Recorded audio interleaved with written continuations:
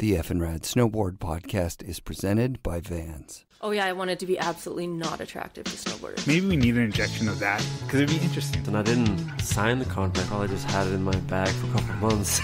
And we're all like, oh, that's just bang and let her run. We pushed each other to become better. Front three-tailed it. Season 5 of the FNRad Snowboard podcast is sponsored by Wired Snowboards, the Boardroom Snowboard Shop, Crow's Nest Barbershops, Anon Goggles, and Tribute Board Shop in Nelson, BC. Anon Optics are the best.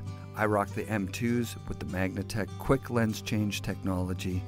I've always used the double lens thing, like keep a lens in my pocket for when I'm shredding in case I fog one up, but never before have I been able to change the lens while the goggle's still on my face. I just reach up, pull the old lens off, new lens in. That fast. It's insane. If you want a kick-ass pair of goggles, go to your local core retailer and ask for some Anons. This week's guest is Joey McGuire, a reluctant pro snowboarder on Lib Tech snowboards, produced down in Washington by Mervyn Manufacturing. Joey has a hit named after him at Mount Seymour, and he was one of those quiet pros in the 90s whose riding did most of the talking. He warned me before I came down that he'd be a boring interview, but luckily for you listeners, he was dead wrong. I rolled down to Monroe, Washington to record this amazing episode with the great Joey McGuire. Whistler summer times for me were big, right? I mean, I'd work a couple weeks so I could go up and ride for a couple weeks. And it, back then you buy a pass for $100, $200 for the summer pass. Summer pass was $199. Yeah. And they didn't let you up till 10 or something, which is fine because who the hell wanted to get up on the ice before then anyways. Yeah. And, then we'd go up and snowboard, whatever. We'd try to sneak into pipe, whatever you could get your hands on, right? I mean, we were just there to ride. And so I shouldn't say that because even before I had a driver's license, I'm going to go back. When I was a kid, when I was really young, my dad passed away, right? So my mom signed me up. So when I was 7, my dad passed away. So when I was about 8 or 9, my mom signed me up for the Big Brother, Big Sister program, which in the U.S. is kind of this single parent scenario. They line up kids with, my mom was a big sister for. Was she really? Yeah. Amazing. Yeah. So I had a little sister that was like, she was a little bit bratty actually, but she was cool. So for me, I mean, this is like the beginning of me being able to go snowboarding anywhere ever. I mean, my mom took me up to the hill since my dad started when I was 5, and then he passed away. And all I wanted to do was go to Mission Ridge, right? I mean, every week, Friday night, Saturday, Sunday, I had to go, right? It was skiing. And then I saw a snowboarder go down, and then it was like, I have to do that. And my poor mom, had to bust her butt to buy a snowboard for me after she just bought me a new set of skis. And so I felt bad. I skied half the day and snowboarded half the day. Right. Just because I felt like obligated. She bought me these new skis, these pink K2s. They were so badass. K2 was so sick at that time too. So I got this Burton Elite, 150. It was that red, the red to yellow fade. Yeah. Split tail, buckle bindings, the red buckle bindings. Way too big for me at the time because I must have been 3 feet tall or something. I was like 57. I was like 12. Yeah, 57 probably. And so anyway, she signs me up for this Big Brother, Big Sister program. And, I didn't really think much of it at the time, but the guy that I met with, Larry, I mean, he's one of my best friends to this day. Oh, that's rad. But he would, he's like, well, what do you want to do? I'm like, he told me this years later. He goes, well, you just told me, I asked you what you wanted to do, and you said, all I want to do is snowboard. And I didn't realize I'd said that to him, right? But for the next handful of years, he would load up his RV with me and my buddies. We'd go to the Northwest Series contest. I'd go to the parking lot at Whistler, right? And he would load me up, take me snowboarding. He skied, That's incredible. So he'd cruise up and do his skiing thing, but just let me go snowboarding wherever. You're a kid. You don't. I guess you're not thinking about it at the time. And now I look back and think how amazing the opportunities he gave me were. Right? I mean, I would have never been able to do that. My single mom at home was not going to take me to a snowboard contest. Yeah. And or could afford it, much less. And so I owe everything, to his his commitment to me and being a big brother and taking me to those things. But that was my first experience going to Whistler. And we camped out in the RV, in his RV in the parking lot. Yeah. So as soon as I was 16 and I had my Vita van, we parked in the same stinking spot and did the same thing. Tell me how you got that van. I already know this because I heard it at dinner. But you worked at your uncle's gun shop when you were 14. Is that right? Yeah. So I grew up in Wenatchee, Washington. Still, live there to this day. I love it there. But my uncle owned a gas station since I was a little kid. Mm-hmm. I mean, ever since I knew him. He started when he was 16, and then they started selling guns. He told me, he says, it's in the States, it's Bureau of Alcohol, Tobacco, and Firearms, and when you decide you want to sell alcohol, you check that box, and it's tobacco is check that box, and if you want to sell some firearms too, you check that box, and then that's your license. So he was already selling beer and cigarettes in the gas station, and so he's like, I'm going to sell guns too. And that expanded. He closed the gas station. They had a very successful gun shop, but that was where that's where I made any money to pay for gas and entry fees and stuff to continue going to snowboard contests or travel around or do anything. So he went over. I said, I want to buy that van, man. It was a camper van. I knew I wanted to continue camping for it was fully committed to going to snowboard contests, how could I get there and camp in the parking lot, minimal cost. And so he bartered a deal. I don't know. He came out. He says, it's going to be $1,800. I was like, right on. I'm in. I don't got any money though. I'll work it off. I swear. And he's like, oh yeah, you will, and so, my first paycheck, I think I was about just 14 going on 15 because I had the van for almost a year before I could drive. Did you drive it still? Oh yeah, I drove it. I drove it to school and shit. My mom was pretty lenient on the whole. I had a learner's permit, but she was like, whatever. You could get a learner's at 15? 15 and a half is your learner's permit, I think. Unreal. And then I drove it a lot more than I should have. In fact, I drove it to Whistler at 15 and a half. You crossed the border driving a car with a learner's permit because I had a guy in the passenger seat that was 5 years older than me. Had his full license. Which is legitimate. Yep. Like, that's your guy, totally right? legit. So, that's awesome. So my buddy's 5 years older. Once again, my buddy Terry. He's a poor instigator. But in fact, he tells it to this day. He tells everybody stories. Like, I was your dad for a whole summer, right? Because my mom was like, if anything happens, Terry can take him to the hospital, whatever. So I drove my van across, and we camped out. And, I lived in the parking lot and would cook my dinner, and we'd be having top ramen and hanging out or whatever. And Terry'd disappear, and I probably wouldn't see him till the morning. But where would he go? Well, he'd go to the bars because he could. I was not old enough. Right. He was. I'd probably walk by the Savage Beagle and look in and see him dance, whatever the hell they do. Yeah. That's unbelievable. Yeah. And your mom wasn't too worried. You were obviously a pretty independent kid. Man, I must have been. I look back and I wonder what the hell, but she must have been pretty trustworthy. Yeah, because you got 3 kids now. 19? I have a 19, an 18-year-old, and a 9-year-old. All boys. Yeah. Oh, wow. That's a lot of testosterone. Yeah, it's killer, though. It's a good time. Do they snowboard? Yeah, they all... Well, I shouldn't say that. My 9-year-old still skis. We started him at 5 skiing. Yep. Last couple of years, we've been really busy. We've only made it up a handful of times, so... I hope he's going to progress. But the first 2 boys, we kind of stuck them on snowboards at 5 years old, right? You're going to snowboard. Right? Yeah. We're going to, my kids are going to snowboard. And it was glamorized sledding for a while. And it was a way to cry and get hot chocolate. Totally, man. And I'm frustrated.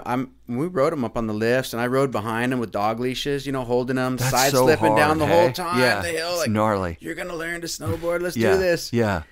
And they picked it up. It was about 8. They were about 8 or 9. And I actually took them to ski school, and a couple guys I knew were ski school instructors, and it was like a light bulb turn on. I was like, that's it. Why do you do it for these guys and not for me? But that was somebody else. Yeah, that happened to me too. Yeah, because Dad's stupid. What kids. do you know? I don't. You listen. These guys knew what was going on, and they did have good language to explain to them, and they picked it up. I didn't do any toe side teaching. Like, my kids were like 11 before they ever tried a toe side turn, and they've been riding since they were like 3.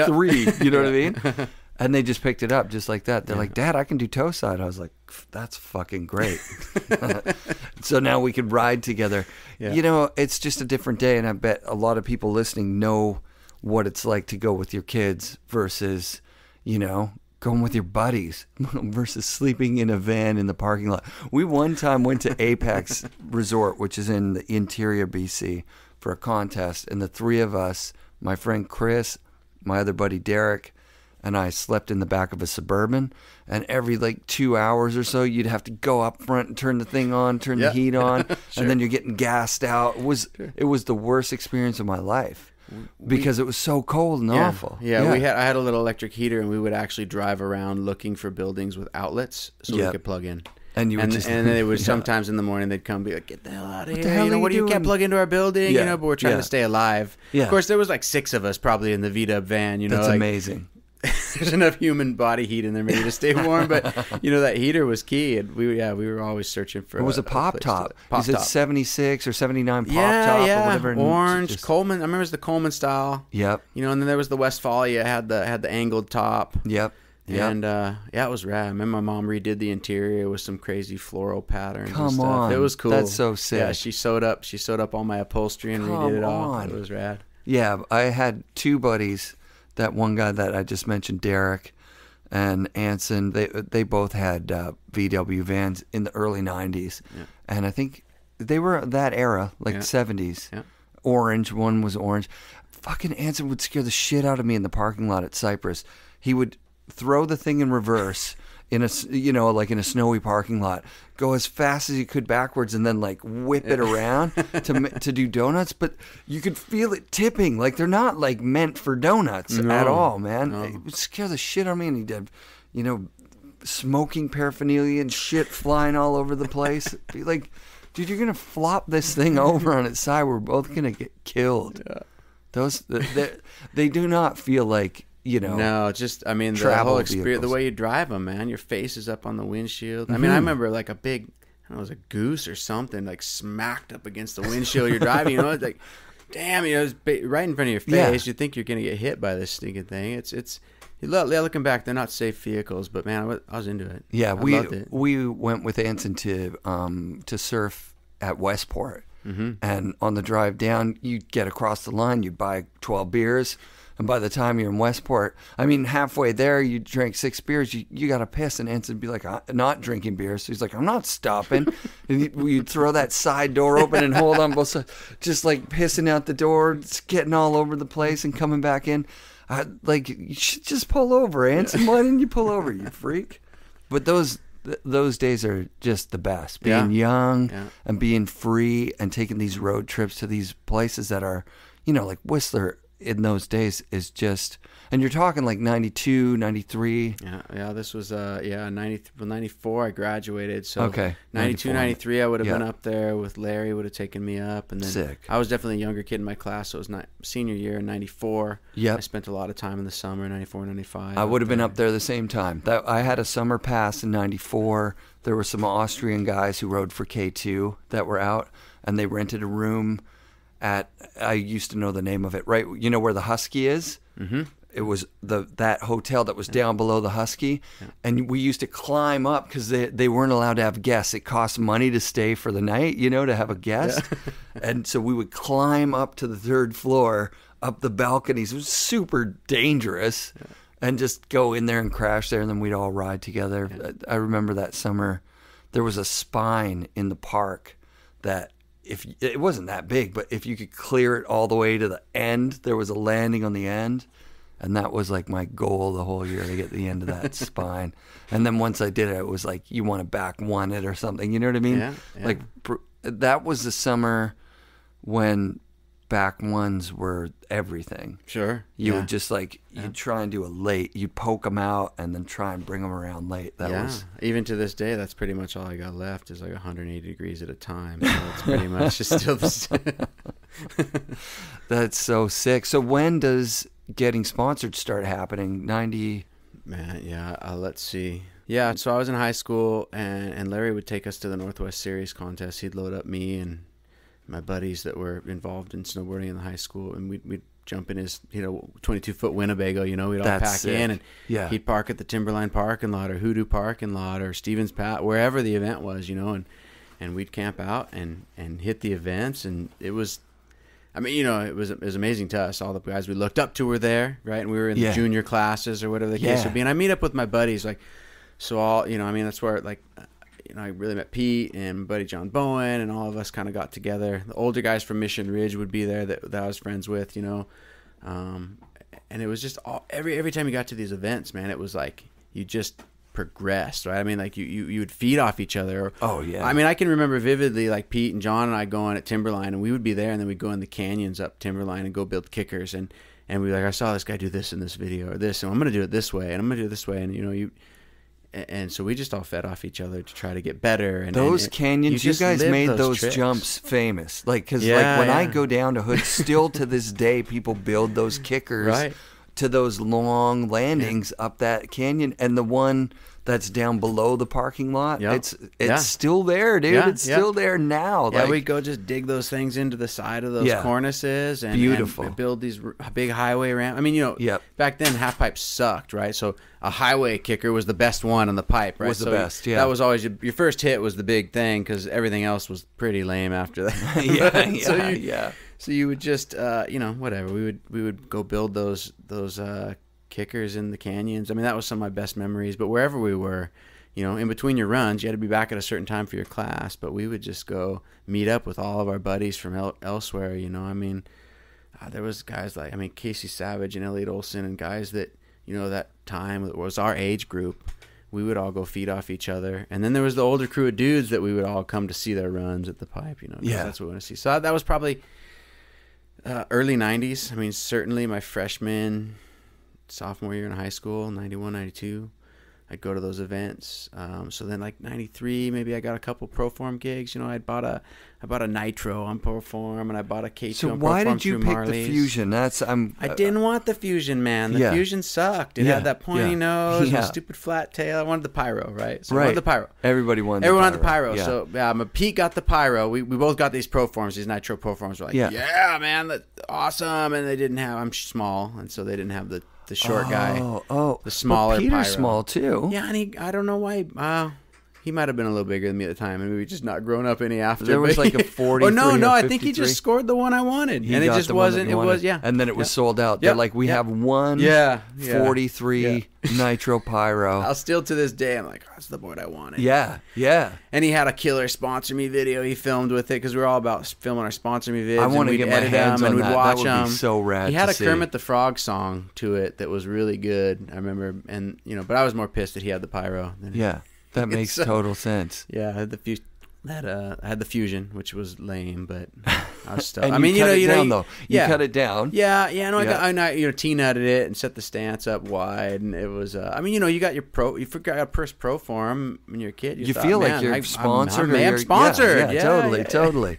When the shop guy, the Marleys, so Ian Fells, who owned Marleys, he had made that connection for that. Here, I got you guys a pro form, That's rad. And that was super cool. And then from there, as far as sponsorships at the Northwest Series events, all the Mervyn guys are there anyways, right? I mean, they showed up back then. They were painting graphics on their boards with paintbrushes.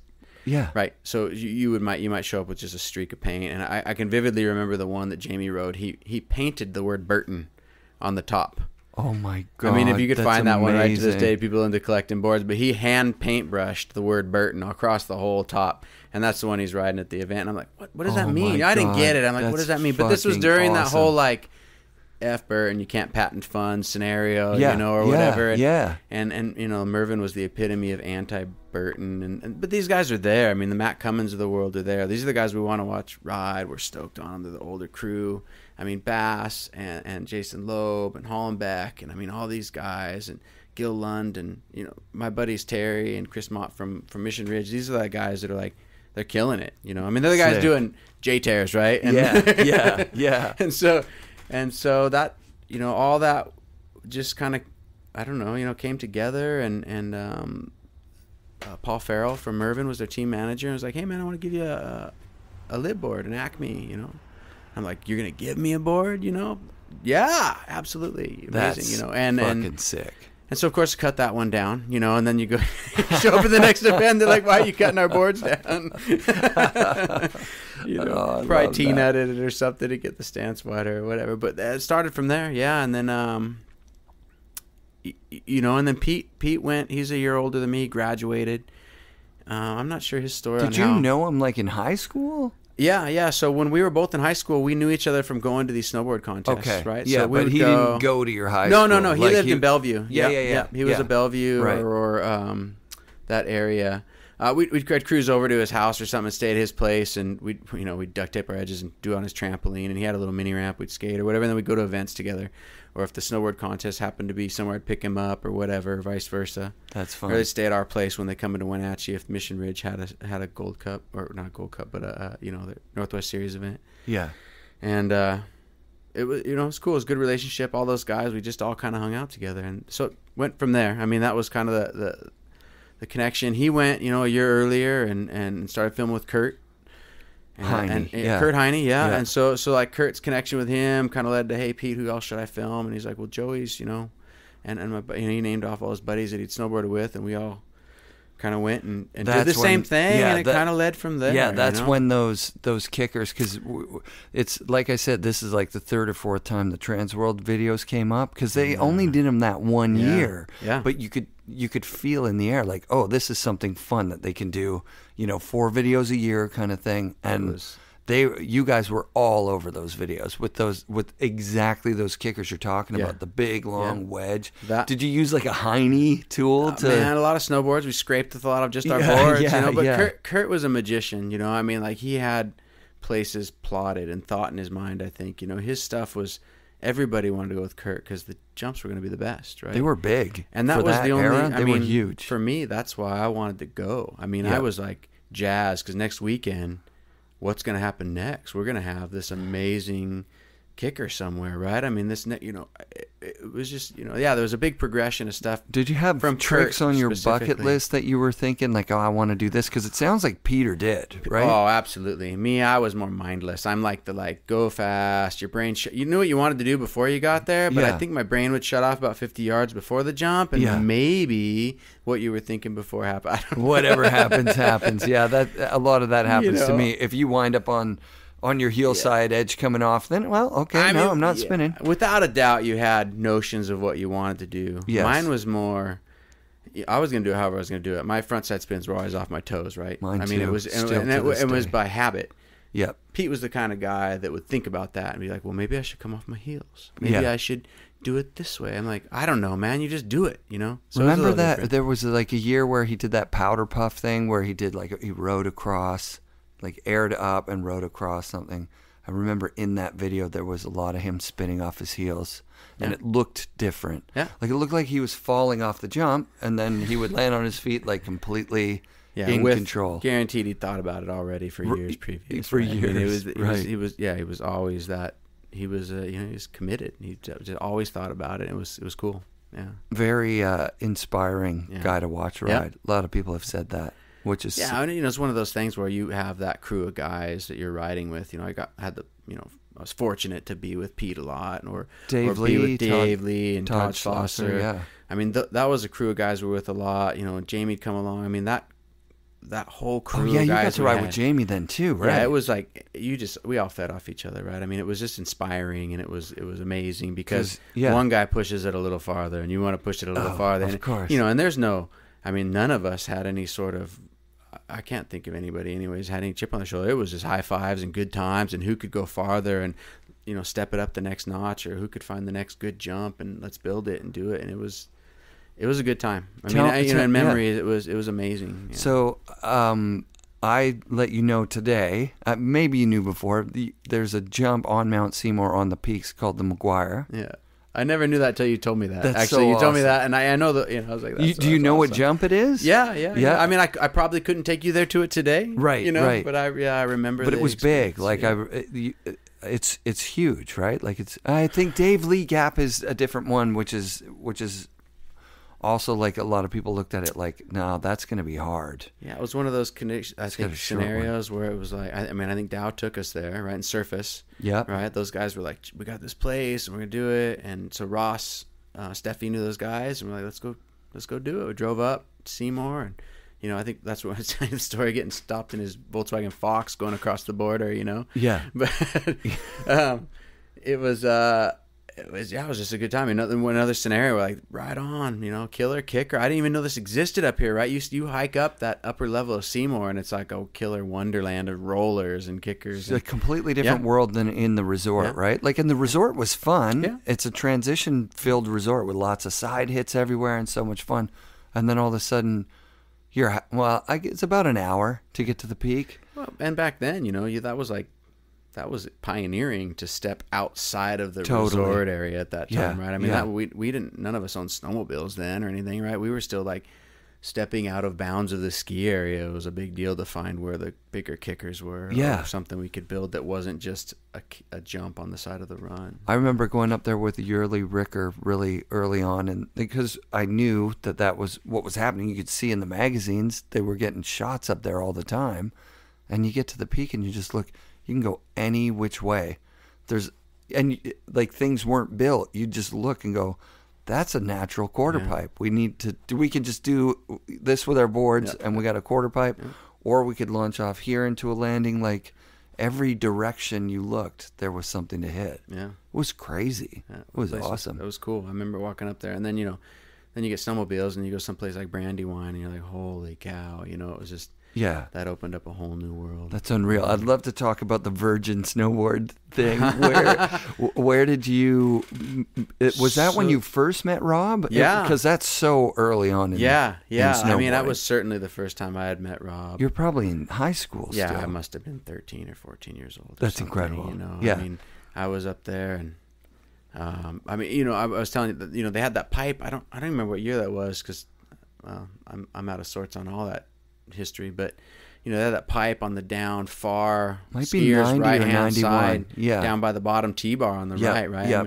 And so we're trying to poach every pipe we can up there, right? That's the routine. How many pipes can we get into, and where can we go ride, and where's the jump, and I think that pipe we got into for a little bit, and I remember Kevin Young riding, and he had a Virgin board right at that point in time, and he's killing it, right? Yeah. So we're just stoked to watch him on the pipe, and I think Al Clark maybe even at that time, right? Those guys were like awesome, and super cool dudes. Like, right, I remember talking to him as a kid. I'm this little kid, and like, hey, what's up? And Al was always super cool, and so I can remember those guys back in that time, and that pipe specifically being there. But and then Rob just approached us, approached me. I guess we'd go hang out in the village or whatever. I mean, I'd go to the mini mart and get some.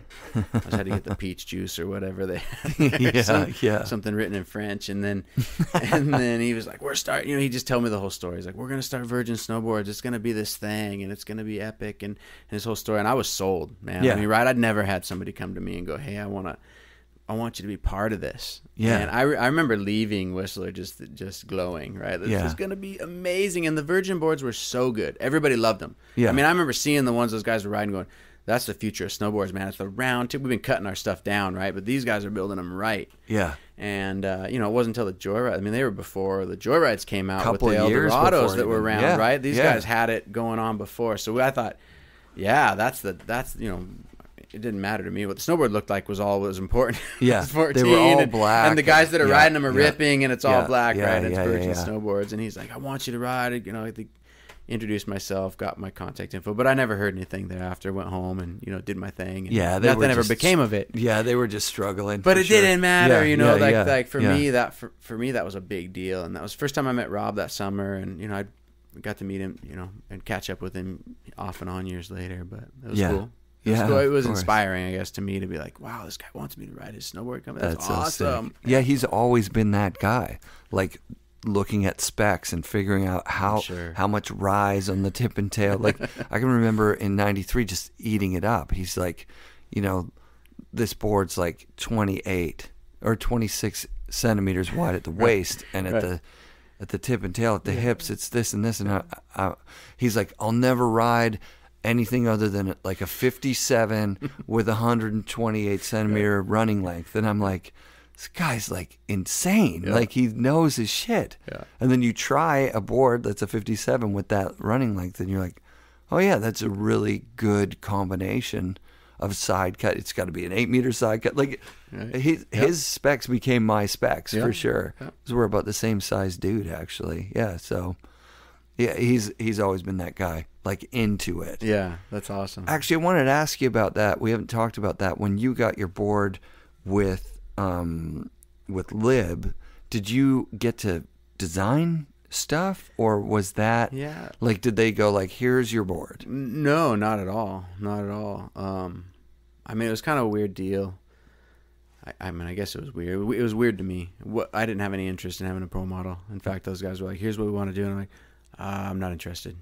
I like it how it is, right? I mean, like, I'm making a living as snowboarding.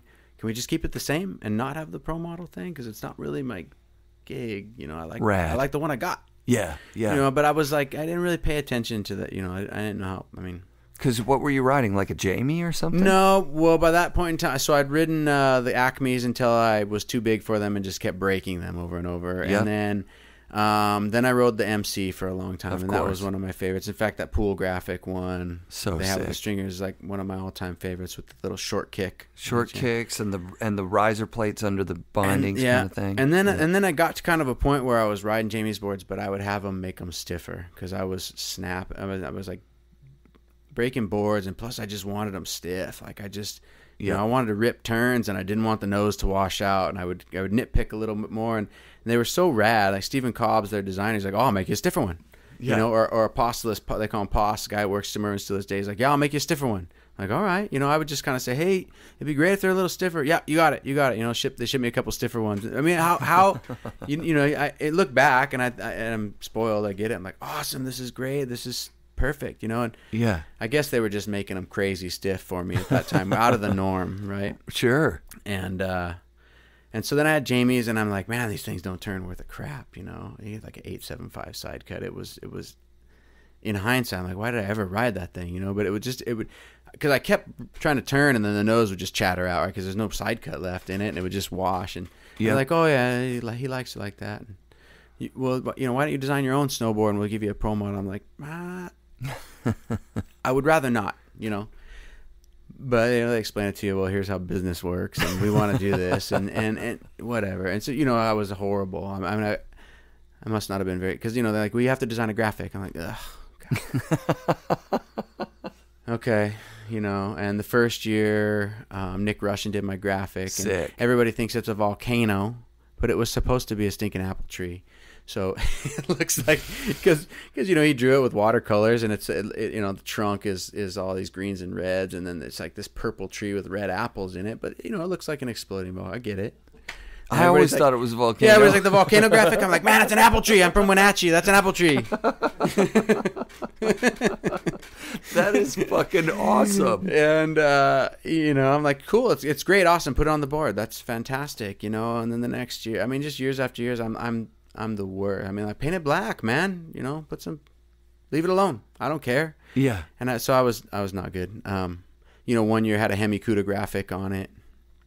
That was my buddy's idea. Like, Hemikuda, sure, that'd be great. Let's do that. You know, one year was, you know, some heavy metal lettering, I think, from Judas Priest graphic type with the diamond plate on the top sheet, right, with some Judas Priest logos on the bottom. And Rad. All ideas from somebody else, because I'm mindless when it comes to that type of stuff. Like, I don't care. Yeah. But all I could tell him was like, I want my side cut to be 8.3. Yep. I want my nose lift to be this, and I want I want it to be round. You know, here's my mom's popcorn bowl used to have this radius. That's what I cut all my boards down to. Yeah. And I want them that shape again. You know. Did you bring the popcorn bowl? Yeah, and I want my... No, I didn't. Well, you're like, I know what I like. It's roughly like it's that. this, and I want my waist to be 25.3, you know, and let's go. You had your numbers. That's incredible. That's rad. Just from other boards I'd kind of ridden. And Nick had made me a custom board one time. Like, he was big in the Emma Peel thing. The Emma Peel was his board and always his graphics. Yeah. And he sent me an Emma.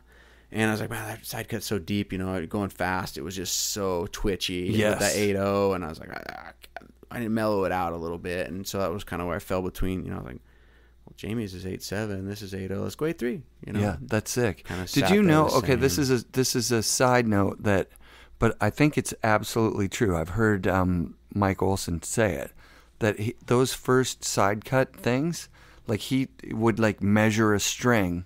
He's the one that kind of came up with the like around 8 meter side cut, like by using a string on a nail and drawing we'll try that one. And that was the cool thing about Mervyn, is that their experimental shit was like that guy's brain working overtime. Yeah. Like the serrated edges, that's his brain. Yeah. That's like so many cool things came out of that guy's actual mind that changed snow sports forever. Not just snowboarding, but everything. And this is their willingness to get after it and do it, right? I mean, they threw stuff out there and like, this is our snowboard. We're doing this lighter and better than everybody else's, you know. Yeah. It might have been the loudest thing on the hill, and you know it was this. The edges would fall out or whatever, but it didn't matter. But everybody wanted one, right? Because they were cutting edge, right? I mean, you know, it was, I mean, for sure, those guys were committed. I look back on it, and I see it different than when I was a kid. I was like, I don't, whatever, bitching snowboard because it's the lightest one out there, right? It's got this cool flower top pattern that nobody else has. Yeah. You know, and the stance width you can get on it is actually bigger than 17 inches. So this is a winner, right? You know, totally. Yeah, and then they've also got Bass, MC, like Jamie. Yeah. Like just those three Looked up guys. to all those guys, for sure. In the Pacific Northwest, there's nobody better. Yeah. Right? At that time. Yeah. Oh, yeah. I really never knew who Matt Cummings was. Like, not to the point of where I know today. Right. Like, that guy is legendary. Yeah. Like, he's fucking so sick. Yeah. And just a nice person. His whole family is nice. The whole family's Temple super and genuine. Yeah. Yep. Unbelievable. So did you get to ride with those guys more, or you were kind of out on with your guys? Yeah. Like, you were the young kids. You guys were the kids. I was the littlest guy in the whole crew for sure. The youngest dude in that crew for sure. Yeah. But yeah, we had our crew, you know. I mean, it was where we met up. We met up on the weekends and did our thing and pushed each other, and then, you know, had the amazing experience of meeting up afterwards. You know, I'm still getting to ride with Pete and Jamie and you know, everybody else after that period. You keep in touch with Jamie now? You ever see him? I saw him a few years ago. Came through Wenatchee. Was doing some tour. Came up and rode Mission Ridge for a day. Rad. It's been, it's been 3 or 4 years ago now, though. Yeah. And then, the guy's crazy. We went and skated Leavenworth and just. Oh yeah. Yeah. So Leavenworth skate park's not there anymore, but I used to go up there pretty regularly. Amazing bowl. Just the funny story is the guy's 100% all the time, right? I mean. Yep. You know, I've been there a bunch and skate, and I got my lines. I'm doing my thing, and this guy's never been there before, and he's got low top Vans on, no socks, and he's fucking board shorts and just nukes it at full speed, you know, and just unreal, full commitment. I mean, you know, whatever. It didn't matter if it was like, you know, skiing across the asphalt or skiing, you know, the concrete. Commit. I'm going full 100 miles an hour. I was like, what? Yeah, warm up a little bit, man. I saw him at the coal pad, and there's nothing better than seeing that guy doing what he does. Yeah. Like, he lives it. Yeah. He's epic. Yeah, it was amazing. Yeah, unreal. How about Peter? You see Peter? He's pretty far from here now. Huh? Yeah, I haven't seen Pete in probably 4 or 5 years either. You know, you get tied up in your family, man, and your day to day, and you're going to work and doing the 9 to 5. I'm such a piss poor friend or social media or contact. I don't know that being I don't that reach out necessarily. But I do feel I do think the experience is amazing because I know those are lifelong friends that you've built. Those are bonds that you've had that you know, if you saw them somewhere tomorrow, you'd be like, "What's up? Let's go get a beer," whatever the case may be. I mean, you know, it's a good relationship. When did you start the store? You started the store in like 2000, you were saying? Yeah, so let's see. I had kids in 2000. You know, I met this gal that I couldn't let go because I mean, if she goes somewhere else, then somebody else would get the perfect woman, right? So here I am. I got to get married, and then you're young though. Yeah, you're like early 20s. Early 20s, yeah. Jeez. You caught the bug. Yeah, so we just celebrated our 20th year anniversary. Congratulations. We got married at the courthouse when we were younger. Like amazing. The full like $60. Get out. Yeah. Which was great. It was a good experience. But so at 20 years we renewed our vows and did it in our backyard, and our kids were there, and it was great. My wife's excited that we now will celebrate our anniversary in the summer, so it's not cold whenever we go somewhere. Yeah. That was her stoke. But got married early, you know, had kids, and then you just can't travel, man. You can't do the schedule, you know. You can't go to Japan 3 times in a winter and be away from home. I mean, I was away from my baby boys for 3-4 weeks at a time, and it was not, I mean, I wasn't comfortable with it, and she's losing her mind. So that was the end. I mean, that was the beginning of the end. You know, I think that not only I know that, I think my sponsors realize, you know, like this isn't, they probably already had kids, right? They already just realized that this isn't going to work out for this guy. Who were you riding for at that time? Because so I had a Lib Tech, yep, Quicksilver. Oh wow, Vans guys always been Damn. super good. I think I had a Dragon sponsor for a long time. Sick. All three of those guys for a long time were pretty staple. But yeah, I think, you know, I mean, if you want to talk about the end of the snowboarding scenario, it was like you got this family. It seemed like I'm not willing to travel, and if these guys realize that that's not going to happen, then, you know, I can't put any money behind this guy. That's what you got to do to make it happen. You know? Totally. So I really didn't have any. I looked at it. A friend of mine came to me and said, "Hey, we should start a snowboard shop in Wenatchee. You know, the current snowboard shop is closing that was there." I knew that guy, and I talked to him, and he had made some side comment, "You should start a snowboard shop." And I have zero job skills at this point in time, right? Yeah. But I think I know snowboarding.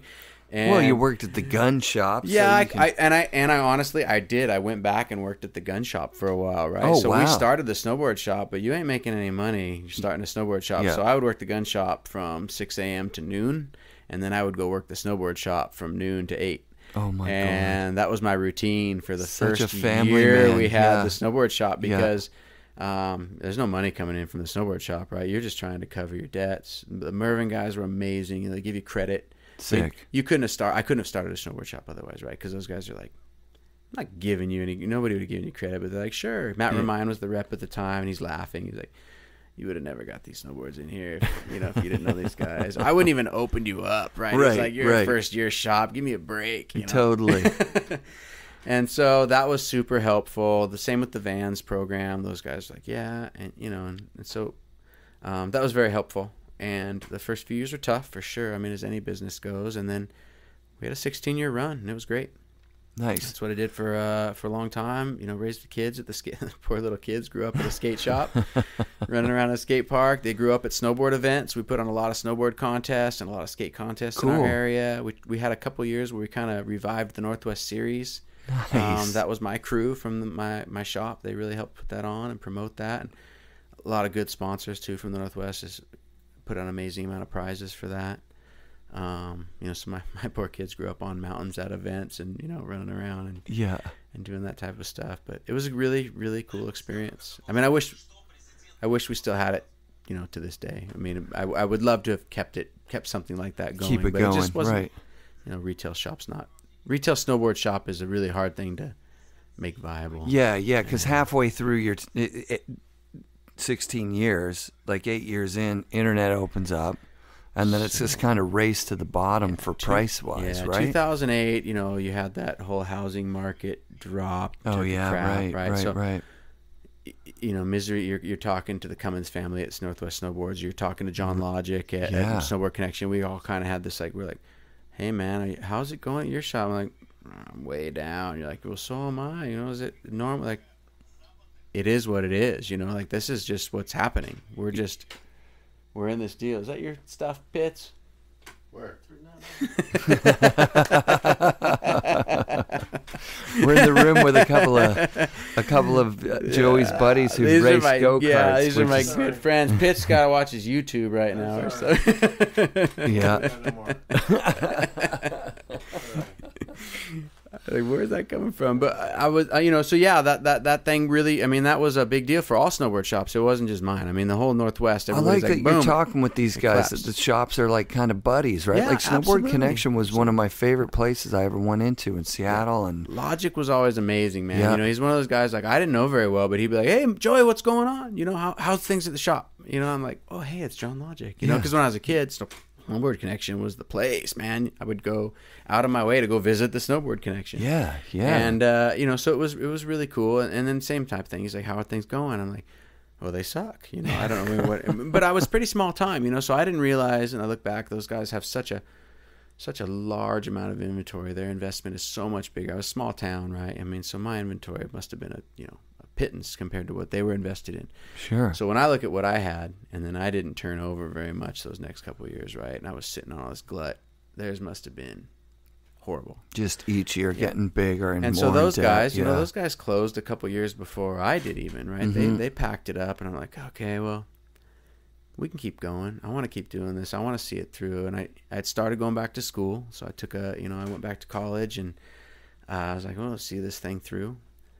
And I went to university for. I love that you went to WSU. Yeah, man, I moved my family to Richland. I still had the snowboard shop, and we moved to Richland because I didn't want to be away from my boys and my wife for very long. So I was there 4 to 5 days a week in Richland doing school, and then I would drive back to Wenatchee, work the snowboard shop 3 to 4 days. Oh my god! And they'd stay in Richland. I just commuted back and forth, but they needed to be where I was going to be most of the time, right? And they're like, we'll do it. So we just rented a little 800 square foot house, packed the boys in. So sick. They went to school in Richland for a few years. And you went to school went to WSU there, where Craig Kelly went, and you studied the exact same thing that Craig Kelly studied. Right. And I so didn't even realize that until you'd mentioned that. Really? Yeah. Like I've actually often, when I was doing a lot of Craig Kelly stuff, I was thinking I should talk to someone at WSU that's like been there for the longest time, because maybe they didn't know that he just left to go be this world champion snowboarder. He might have just been like, you know what, I quit. And they would have been like, well, why? You got great grades. You're just about done a 4-year program. You've been here 3.5 years. Like, what are you talking about? Never know, man. Some of those teachers remember their students for 20 years. You know what, though? He later. wasn't an electrical engineer. He was a chemical engineer. Chemical engineer. Yep. Yeah. So it's not the exact same, Yeah. but it's close. We would have taken a lot of the same prereqs. Yep. Yeah. He was a frat boy, if you can believe it. Oh, nice. Yeah. Yeah. I didn't do that. I was definitely the older student, right? So right. Like, you guys are going out, I'm going home. He was like a little kid. Yeah. When you see pictures of him from those days, he was like, I don't know, 15, 16. Sure. No, he would have been 16, 17, but he looked like a kid. Yeah. Yeah. Pullman. Him and Dan Donnelly, and they're just like frat boys, unbelievable, that are into Judas Priest and lots of metal. Yeah. It's pretty awesome, man. Yeah. So you did a 4-year program. Did you do any fast tracking? It sounds like you're I tried as much as I could, but college is a business, right? And as an adult, you go there and you realize differently that it's not something you can just go, I want to do it this way and this way. Like, we have a program because it's how we make money. And so I pushed a little here and there for sure, because I'm like, I don't need to take this course. I'm a 40-year-old man. This is not Art 101 is not something I will learn anything from or take to my, there's a little few things I could push for here and there, but for the most part, like, no, you take it like everybody else. Yeah.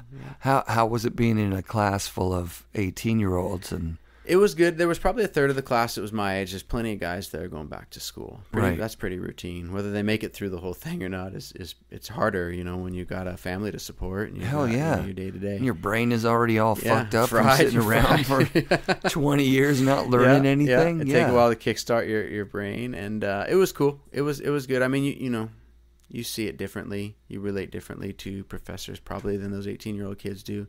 You realize this guy's doing his job, as opposed to being somebody you put on a pedestal like, oh, he's a professor. To me, it's like, this is his 9 to 5, man. He's just doing his thing, So you see it a little differently, and you can approach it maybe that way. And I had some really, really good professors who were pretty understanding. I was paying my way through school. I was taking side hustle jobs. I was wrenching as a kart mechanic at kart races all across the country. Sick. Right? So if I had to get off for a few days and miss an exam, it was like, hey, I'm feeding my kids this weekend, right? So I'm leaving whether you let me take this exam now or not, later or not, and they were really cool. So they were definitely good to work through. Yeah, that's sick. And so then, how long after you get out of school do you move back to Wenatchee and get the job? I took a job in Vancouver, Washington for a year. A friend of mine. You reconnect with Kurt Heine down there, or what? I didn't. I thought about it because I would drive right by that same neighborhood. Yeah. That was the first I did place hang out. I did go visit Ross at Hood River for sure. Sick. Yeah, I tried to. I went to Vancouver, Washington to buy legal weed for the first time, because I was like, they were ahead of the game, man. Yeah. You guys were ahead of the game here in Washington, and I was really excited. And I went into their one dispensary, and there's a long lineup, and the weed was crap, and it was like so expensive. I was like, what the fuck is going on? And the person who was selling it there was like, I don't have time to explain. There's a lineup, sir. Right. Like, I just want to sell this weed I have because at the end of the day, when I run out, I get to go home. So it's $40 US for this 1 gram. It comes with 2 glass pipes for I don't know why the fuck that was, and it's $40. And I was like, I can't spend $60 Canadian. To buy crappy weed. I weed. heard for the first 6 months. I mean, even when it was crazy. It was like we're only open from 9 a.m. till we're out. Until we run out. Yeah. It was like I'm like, could you tell me about this strain? The lady's like, no. It's called sellout. Do you want it or do you not want it? Yeah. You're a 1 or a 0 because if you're a 0, get the fuck out of here. You just waited half an hour to not buy it. Yeah, I never got in the lineup, but I do have a lot of friends, guys that work for me at the shop now that are really involved in it. You know, they've taken on and become some big sales managers for a lot of these distributors and sales guys and stuff. Industry and biggest as far as like growth industry. Sure. In Washington. It's had a lot of come. You know, there's been a lot of guys that have to fall off, right? They sell a lot of licenses, and a lot of those guys fail. Sure. Those that have succeeded have bought up the licenses and then expanded. Oh, I gotcha. Yeah, the guy that got the place in just outside of Glacier, on the way up the road to Mount Baker, like I think he didn't open until that 6 months had passed. Mm-hmm. Like he let it settle down, and then when he opened. It seems like he's just been successful the whole way through. And when I talked to him in the early days, I was like, hey, man, I heard like some podcast on NPR about how you can't get a bank account. You got to keep all your stuff in a safe and get shotguns and stuff. And he looked at me like, you're not going to rob me, are you? Yeah, I got like $1 million, like 4 feet that way. Not because I want to, because nobody will give me their business as a bank. Yeah. It's like, holy shit, dude, seriously. Interesting deal, for sure. Yeah. They seem to be doing all right. Like you say, if you make it through, if you can do the business. Yeah. And then there was like maybe 2 years ago, we got to the point in Bellingham where every block you walk, you're walking really slow because you're super baked. And then you're like, oh, there's another, maybe we should go in there and buy a gram joint from these guys. Like they're all over the place. Yeah. And look like they're doing just fine. Yeah, I think they are. I've never, like I said, it's not my thing, so I don't know. But a lot of the guys I know, growing up, kids I've seen grow up through the skate shop that were involved in it, have become successful. Have done all right with it. Yeah. I remember seeing someone that there's like a place where you can swim in Bellingham, some lake. It's very popular. There was like a mom pushing a baby in a baby carriage, and she was vaping, and I was like, I don't know if that might be just at the edge of what's comfortable for me. Like, you make it legal, but man, I don't know. Should that mom be all baked out right now? She's got like a 1-year-old kid. Yeah. But whatever. It is what it is. It's legal for people over the age of 21. Washington, Oregon, Colorado, California. California. Yeah. A few other places probably, hey? Sure. Yeah, now they're pushing for mushrooms to be legal in Colorado. Which is exactly what they said. They're like, no, what's next? Yeah. Every other drug? Yep. But yeah, in Canada, it's completely different than it is down here in that they made it legal for federally. So like here, if the feds, doesn't matter what state you're in, if you get in trouble with the feds, they could still fuck with you, I think. Because federally it's not. Yeah. Legal, but it doesn't seem like a lot of people getting fucked with for that. It seems like more like traffic violations and shit. Yeah. And then not showing up to your court date because you didn't pay your traffic violations, and now you're fucked because we stacked like 9 more charges against you for not having money. The only law you broke was not having any money. And now you're going to jail. Oh, what a bummer. I shouldn't talk shit while I'm down here because they're probably listening to me and they won't let me back home. Yeah, probably not in this hotel. I think you're right. Sick, dude. So what are some of your most favorite memories of snowboarding? Like, what was your happy zone? Obviously the camper. And well, yeah, like I was telling you earlier, I mean, like I was just listening to your podcast were such an amazing like outpouring of good memories, right? I mean, Rad. And certainly because you've interviewed a lot of Canadian guys, right? Hell yeah. I mean, you know, so many and so many of those guys up there in the summers were, I mean, so nice and stuff. I mean, Sheen was always just the coolest guy, like super nice. You know, you interviewed him, like, oh yeah, and these memories come back. Just his smile, you know, like, what's up? You know, I mean, just good dudes always. And so those summers were always a good time. Brought back because I spent, you know, I realized, man, I've spent a lot of time sitting on my rear end of that camper, just waiting to get on that glacier the next day. In Canada, yeah, trying to go poach a pipe somewhere, right? And then spending my nights in the village, trying to find, you know, maybe somebody will buy me some beer or something. You know what I mean?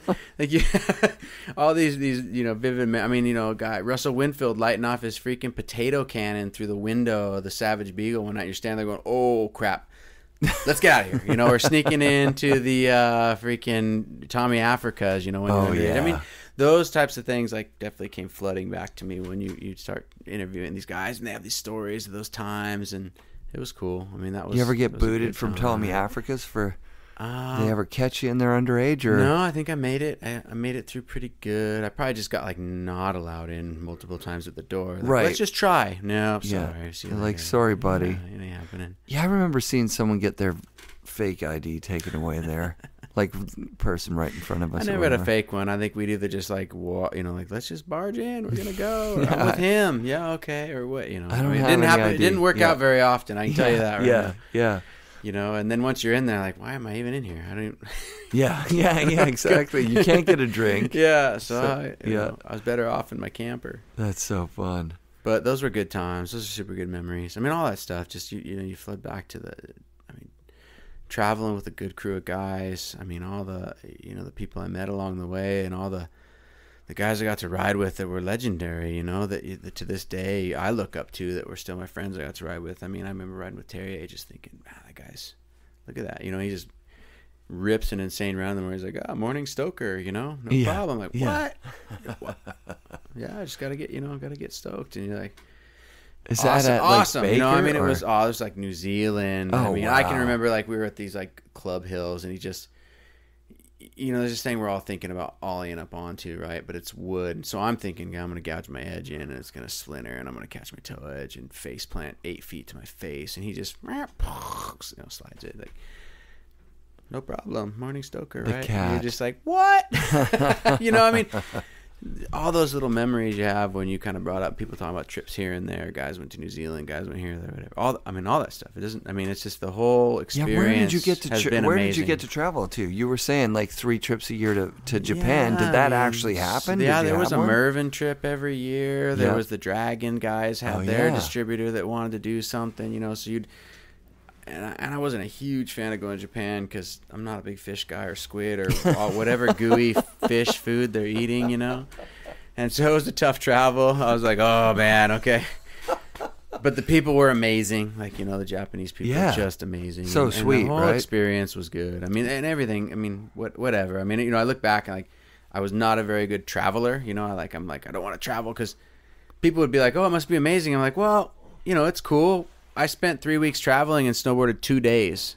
Right. You know, you were home for 3 weeks and you rode how many days? 8, 9? Yeah. Right? You're doing better than I am, you know? So I had, there was definitely a little of that because I was more like, I want to go snowboarding, and sitting on a plane and sitting in a hotel room and sitting in a cabin would drive me crazy, you know? So but that then was you're getting to see some pretty legendary shit go down too, right? Amazing. And I got to go, I went to Japan. I got to go through Europe and visit, you know, Avoriaz, and you know, we went to the Arlberg area and Verbier in Switzerland. I mean, those places blew my mind. Yeah, because it was so huge, right? So massive, and go anywhere you want because we don't care.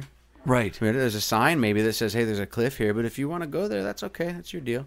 Yeah. There's no, you know, I mean, liability. And they just don't stick care. a freaking gondola from point A to point B, and it might be a mile in the air, or you know, so the engineering of stuff there was just crazy. And I mean, that was amazing. And you know, I got to travel with cool people. Went to New Zealand a handful of times. You know, for the summer months, we'd cruise down to New Zealand, and That would be sick. And we rented RVs one year and drove from the North Island down to the south, and visited and then back up and across. Did you guys film that? I've seen to remember. Yeah, there's film footage of the campers in some of Dogger's videos for sure. Yeah, us climbing up the roads up into different resorts in New Zealand, and that was a good time. Camped out in the RVs, and it was fun. I mean, they're endless, right? I mean, those experiences were all amazing. They're I just wish I could remember them all more vividly than I do. Like time goes by. Yeah, so you built a skate park in the back of your shop eventually. Yeah. How early into the shop was that? So about 2001, like snowboard days are waning. I got 2 kids at home, and I'm like, man, I need to do something. So we started a skateboard shop. A friend of mine and I, and then he kind of went on and did something else, so it was kind of dropped in my lap, and it was like sink or swim scenario. I mean, I had my wife working down there, I had my sister-in-law working down there, wow. Because I couldn't be there, I was working at the gun shops, maybe trying to make some money. We're like, okay, we got to make this work, so we're scrambling. Everybody's working a couple jobs, and the city had a crappy skate park. And we had tried to promote. I always had ramps in my yard. My mom let me just grab a skill saw and build ramps since we were 9. Come on, that's right. I mean, our first ramp was like plywood with some 2x4s holding it up, and we duct taped cardboard to try to make transitions, right? And they were just banks, and it was and you couldn't pump through the cardboard because it was a little soggy. But we tried anyways, and we'd hold each other up at the top so we could drop in, And I mean, my neighbors and I were building whatever we could. It was fly ramps and quarter pipes, and then it ended up, finally I had a 30-foot wide, 8 foot tall, with 8-foot trannies ramp in my backyard. Damn. It was, a big 8-foot huge deck. We barbecue up on the deck. It was like, right on. We're gonna have this set up, skate, and 30 feet wide. Yeah, it was big. It was big, and it was awesome. like I like no tombstones. Want to do 30-foot grinds all the way across the deck. Right? I want to just be this badass setup. And so we had that for a couple of years. We replatted a couple times, and then anyways, I went to the city, and I'm like, you guys' skate park sucks. I've got this ramp. It needs relayered. Let's build it. Let's put it here at the city park, and I'll pay for the relayering. We'll go and build it. We'll put it in place. Let's make your park better.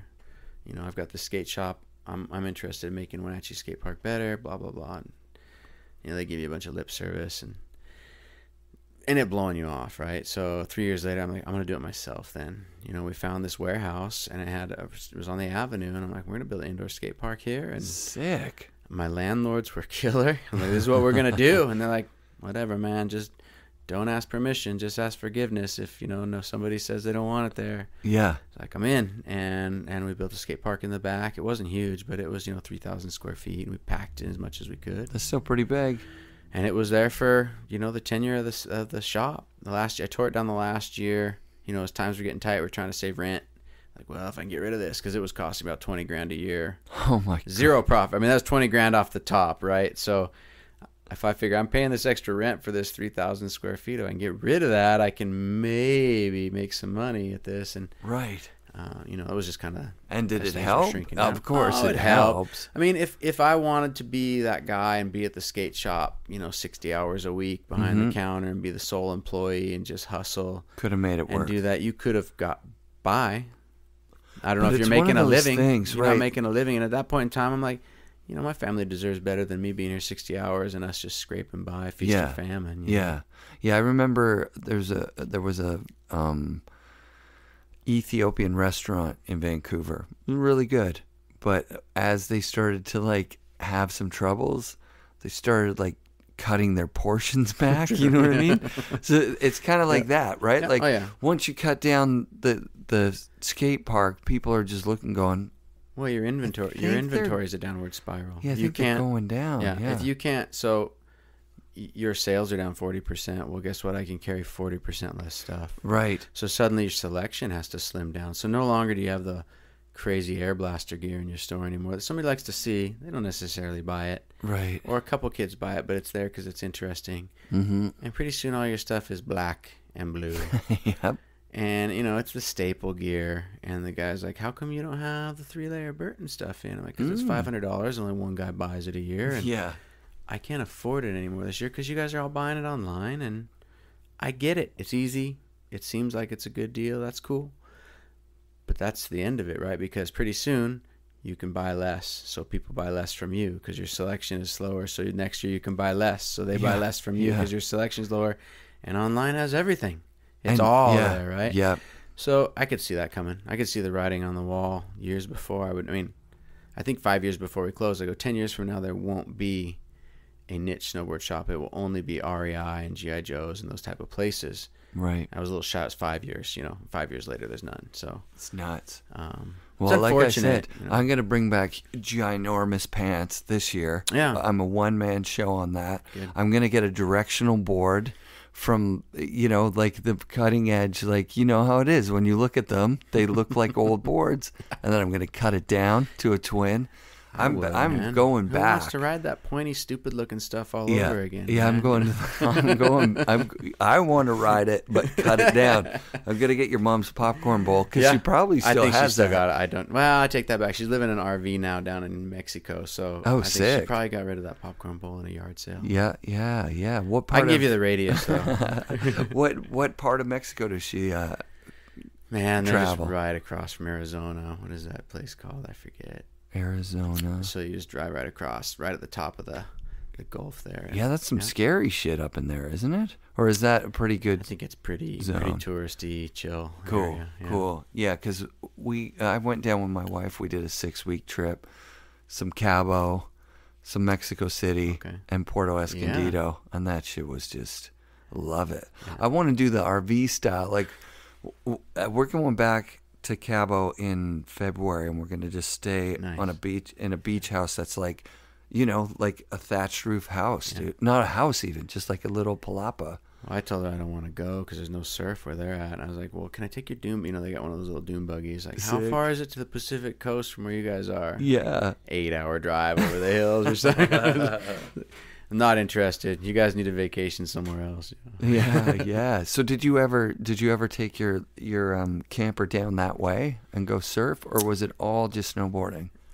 So first, I was just enamored with surfing for a while. I had a Jason Krager, a good friend of mine at that time. He lived down in Mission Viejo in Orange County. I would just go live at his house for months in the summer, and we'd surf Salt Creek. Well, the guys who owned Ezekiel, so I had an outerwear sponsor, right? Yeah. Vinny De La Pena and the Ezekiel and Blonde when they started that whole program. Yeah. Right? Those guys were super cool. And they're like, come down, we'll hook you up. Give me a surfboard, give me a wetsuit. Vinny gave me one of those, we were about the same size. Like, here's my wetsuit. And so we went and surfed Salt Creek every day, for months. And I got super into surfing, and then I would come up here, right, and then I'd go to Westport or I'd go to Cannon Beach, and I'd paddle. I'd get good days here and there, but it's not the same. Not the same. You had to be committed because you had to be willing to paddle out in crap, or just sit in the rain for days and get nothing. So I did that, and and then I had kids, and it was like down the hobby checklist. It was like these ones got handed off. My surfboard stuff got handed off to my buddy. My golf clubs went in the yard sale. Like these. I kept a handful of things, but you knew the time was coming. But yeah, I loved it, and I didn't surf for long. Right before I got married, I went to Costa Rica trip with a buddy of mine, Todd Profit. He was the team manager for Quicksilver at the time. Yeah, so Todd, super good guy. We went for a couple weeks down to Costa Rica. And then, man, I got married, had some kids, didn't surf for like 18 years. And then the last time I went, I was like, I should have never paddled out because now I'm just as into it again. So I try to make it over to the coast. And now, you rent surfboards in Westport now, which is crazy because 20 years ago, there was nothing available. There was nothing there. Big Al's Surf Shop's been there for a long time, right? And well, it used to be Clean Line was the only place down in Cannon Beach. And that was it on the whole Washington coast, I think, Nowadays I go over and I'll go to Cannon Beach and rent a surfboard and a wetsuit and be like, is it cheaper than owning one? That's for sure. The last time I was there, I bought a pair of Nikes. There's like a Nike outlet there. Like, you know what I mean? I bought like $6 Nike slip-ons, and I was like, I can't believe I came all the way to Cannon Beach, and instead of surfing, I'm shopping. If we get out, I'm just appreciative to paddle out. I took my kids out a couple times, cool. Drowned them a little bit, but that's part of the gig, so it was fun. Yeah, pushed my 9-year-old into some waves, and he rode them in. He's having a good time. That's so fun. Yeah, I almost drowned him on the way out. So yeah, my wife took a lesson when we were in Cabo, and she was just instantly, she's like, I'm good at this. I'm like, Yeah, with a guy like pushing you in. With the freaking 6-inch foam board, you know, Totally. you could stand on anyways, like a paddle board. Yeah. And it was like a long wave. And the guy, like the wave selection, the guy's like, okay, paddle, paddle, paddle. But really, she's just doing like this. And he's paddling like, whoa. You know, Yeah, I got pushes this. her I off. got And this. yeah, she was so good at it. And I love that she was into it. Surfing is really, it's changing fast, right? With these wave pool things. Looks crazy. It's nuts. Yeah. But, and it's going in the Olympics, which is nuts. Really? Yeah. Skateboarding in the Olympics as well. Yeah, like I said, I don't pay attention to much of that crap. Yeah. I'm pretty out of touch. Yeah, I don't really I mean, either, if I get to be out to the honest. ocean, just being in the water's good. If I get on a chairlift, I'm stoked. You know, I got friends like, go snowmobiling with me, do this. Like, nope. Maximize my run potential. I got to get on the lift, right? I'm gonna log out as many as I can because I don't get that many days. Yeah, so. totally. Well, we got to get you back up to Canada, bring you up Seymour, hit that hit again. Yeah, I've got this long-term goal of getting back to the bank slalom. You know, I've been thinking about it for years, so I'll have to. Well, you only just have to hit up- ask, right? hit up Like, maybe some guys, see if I can Gwen. sneak in. Yeah. just ask Gwen. She'll I've probably brought sneak some in. bottles of wine from my missed runs in the past, you know, so maybe I'll have to do that and be like, I'm sorry I've missed the last 10 years. Here's a bottle of wine. Yeah, yeah. Can I get in again? I've never been in, and I'm in this year, so it's I'm really killer. excited. Yeah, I was always stoked because I had like this long running, you know, top 10 guys you never had to get in, right? Top 10 was always your next you're in next year. Yeah. So I had this long run of top 10s. I'm like, sweet. I'm in. You know, now it's like, I feel like I got to grovel or something. You get a roll of duct tape ever? No, fifth. I got a lot of fifth places. Yeah. I'm like the forever fifth place guy. That's there, still yeah. good, Yeah. man. No, it was great. It was killer. Yeah. Especially when you hear the names of the 4 people ahead of you. Yeah, absolutely. Right? Yeah, for sure. That's nutty. For sure. No, it was always a good time. It was Yeah. really good. And it still is, yeah. I mean, Yeah. you go to it, you'll feel like, oh, nothing's Yeah, but changed. when I remember going there one time when I was a kid, right? I entered it like I was really young. I probably first got an Acme or something, you know, and fairly give me, and I met Pete Sorry, you know, and Pete's like, hey, Joey, I'm Pete. It's good to meet you. And I was like, oh yeah. So he's like, well, I'm stoked to see you ride. He's like, you know, it's good to know that you can turn. And I'm like, what? Huh? You know, I'm not, you know. We're from Mission Ridge, like turning's the deal, right? We all got groomers top to bottom. It's all about fast turning, you know. Yeah. And he's like, well, we just really wanted to make sure you could turn because I didn't, you know, most snowboarders, I don't know if they can turn really. You know, that was cool. They kind of invented turning, though. That's the thing. Like, those Chris Carroll, like, GNU days, there's a lot of just shifting the fishtail. Swivel your butt around. Swivel your butt. Yeah.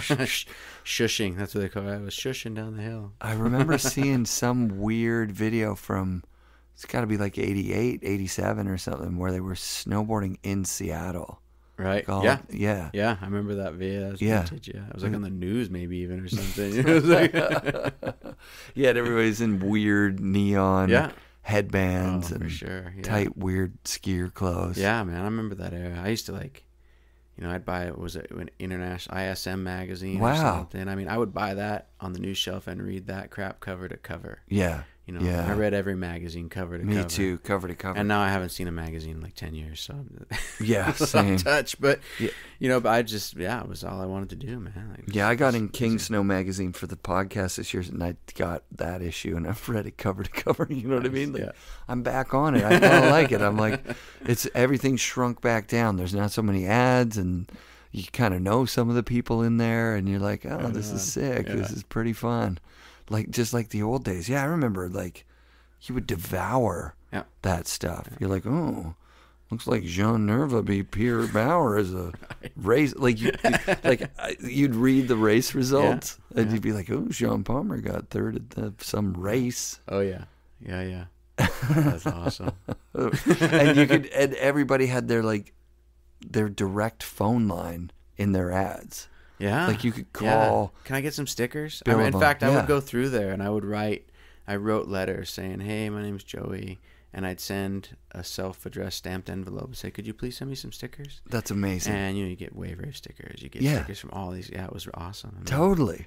That's such a great amount of plan. Stickers, yeah. I'm going to do that this somebody year. told me that. It certainly wasn't my idea. Like, this is what you do. And I'm like, This is that's what you do. genius. Yeah. It's probably Peter. Yeah, it probably was. You know, he probably. I wouldn't doubt that. Yeah. They had it all done. Yeah, he said that he was he went in to get a stomp pad from his local snowboard shop, and Craig was doing a signing in there because Craig lived not too far from where he grew up, right? Yeah. And they were like, "You want an autograph Craig Kelly poster?" He's like, "Nope, I'm good. Just need a stomp pad."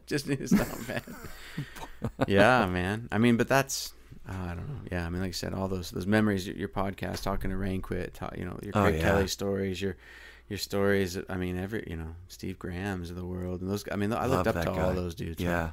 yeah. So did I. So those magazines just fed me that type of stuff. Same. I mean, even right down to. What was I thinking about the other day when you got to interview Jay Quinton, right? So Smoking Jay Snowboards. Smoking Jay, yeah, I should. Because I had a poster of him on my wall, right? Yeah. He makes snowboards, and he's like, just super cool, right? I'm trying to sell Smoking Jay Snowboards because I'm a believer. I want them in my shop. Right, right. It's hard to get people to buy into this. I'm like, they're great, it's killer. They ride good, blah, blah, blah. And I can't move them all. I sell a few. I pay, I'm like, I owe you money, times are tough. And he's like, don't sweat it, man. How about you trade me out for some longboards? We're making longboards. I'm like, all right, whatever it takes. Let me pay you what I owe you, and let's get some longboards. And I missed him at the shop. He came up. I mean, like guys like that, historically, I was like, I had a poster of you on my wall when I was a kid, right? And that GNS board, remember the one like front side air and the pipe? That's so sick, dude. But all those stories are so good, and so I really appreciate having that flush of memories from your efforts. Yeah, when you say it, I'm like, I'm so hyped that this is like, for me, I've got Rob actually from Wired beaking off on one side saying, you got to do better at your social media stuff. And I've been saying it a lot lately, like, I don't know, that's a bunch of posers, you know what I mean? Like, one comment from Joey McGuire that he hears the show, I think the show's a success. You know what I mean? Like, for me, because, I had posters of you up at the shop where I worked, and we were hyped. Like, when you're on the cover, like, because that was when you would look at the covers of the movies, and you'd be like, holy shit, and then you'd watch the parts and be like, oh, my God. Like, that was my era. Awesome. So you were my guy. Man, as long as your market that you're shooting to is like 20 washed up old snowboarders, you're doing super good. That's it. That's exactly it. Yeah, and every once in a while I'll reach out to someone, they'll be like, yeah, listen to the show. And I'm like, that's all I care about. Really, like, and Rob's like, you could double your Insta numbers by... I'm like, I don't care about those kids. Right.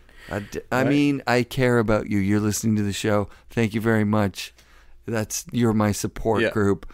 I got you. But like, to any snowboarders that clicked on this link because Joey McGuire's your guy, you're welcome. You know what I mean? Like that, I'm doing it for myself. I'm just happy to have met you and come down here, and you're such a fucking amazing dude. I knew you would be.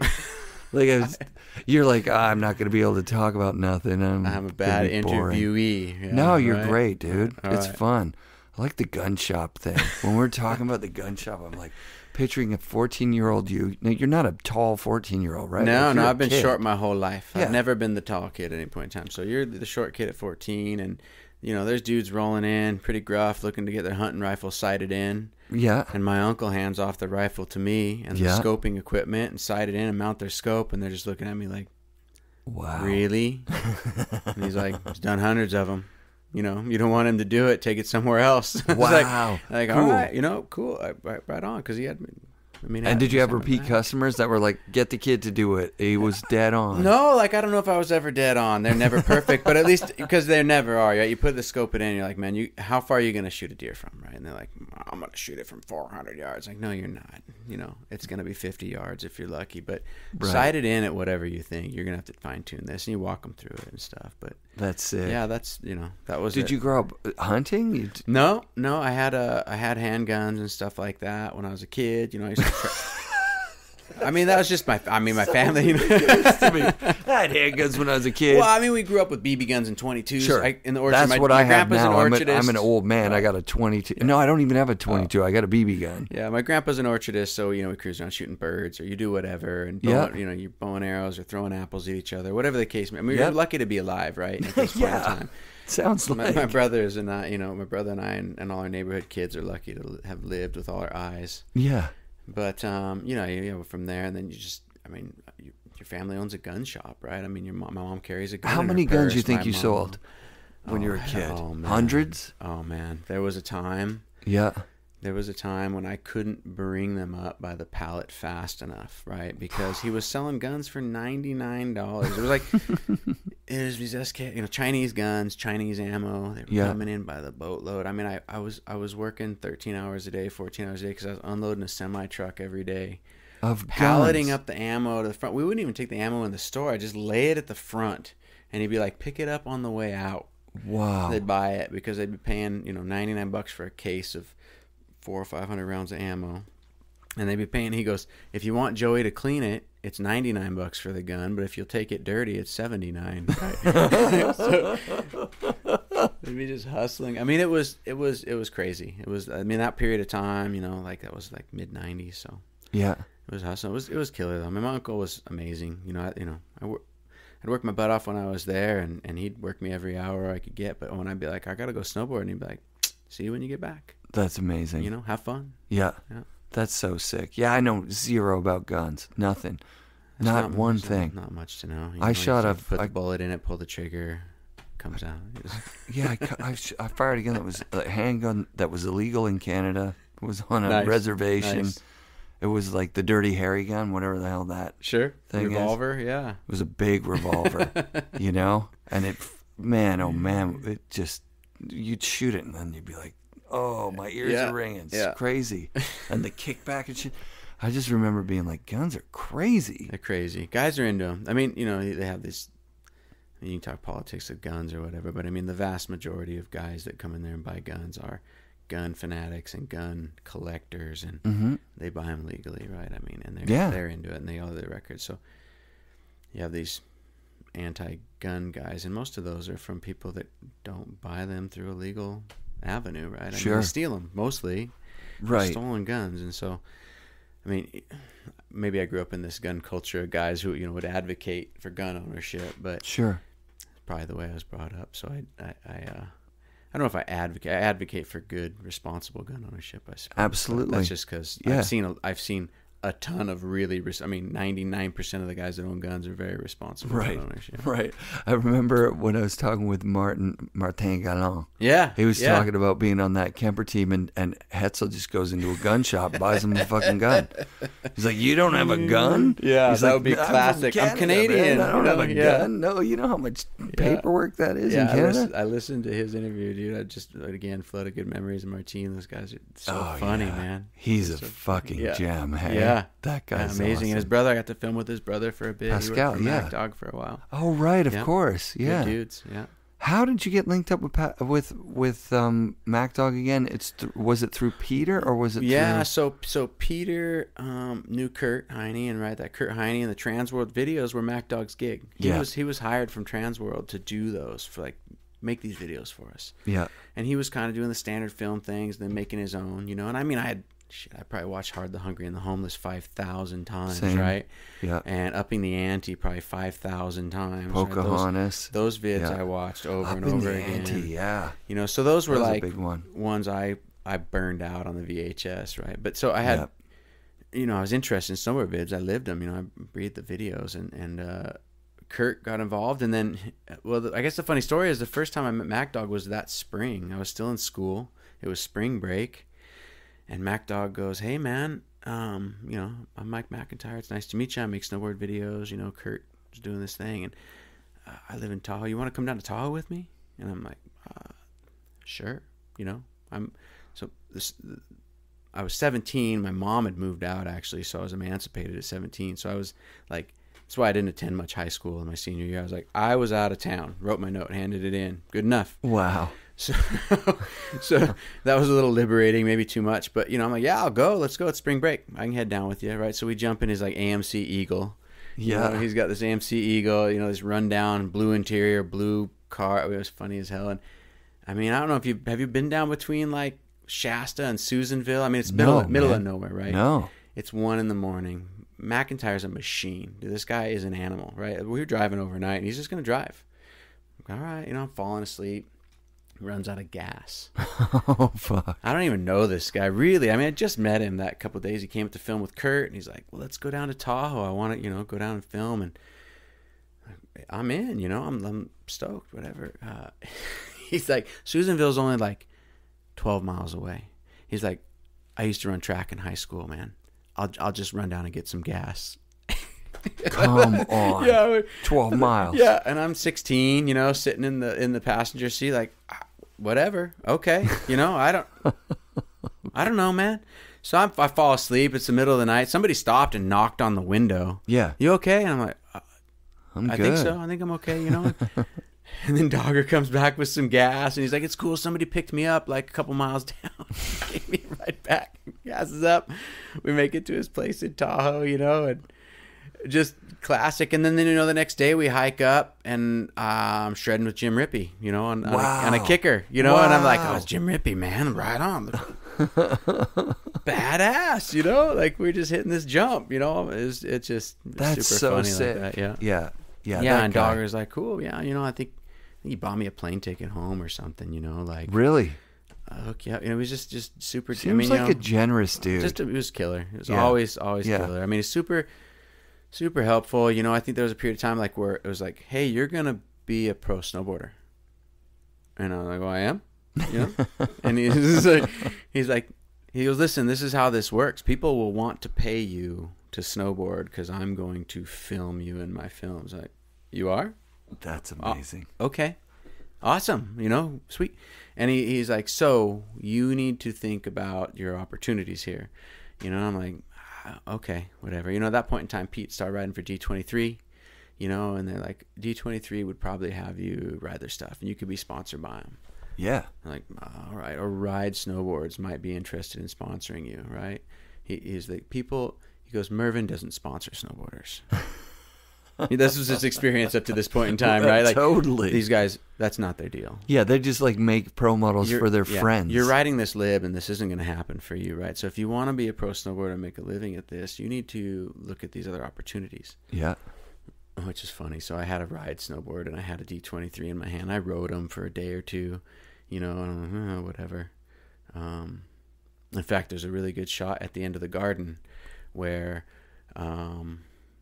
Perillo built these big gaps, and at the end of the garden I was riding a D23 and I cleared the whole landing and landed flat and splatted. And that's me, and it looks like I just got knocked unconscious. But I was on a D23 at that, so I was like trying it out for the summer. That's amazing. And you know, but I sat down with the Mervyn guys, and I'm like, okay, cool. Well, I'd like to be a pro snowboarder. That's cool. You mean I don't have to work at the gun shop anymore, and I don't want to go to college, so this sounds great. You know, and I sat, and Farrell and Pete Sari and those guys called me, and they're like, hey, we don't really, like, I know we haven't like sponsored snowboarders and like done a really good job of this, but we'd like to do better.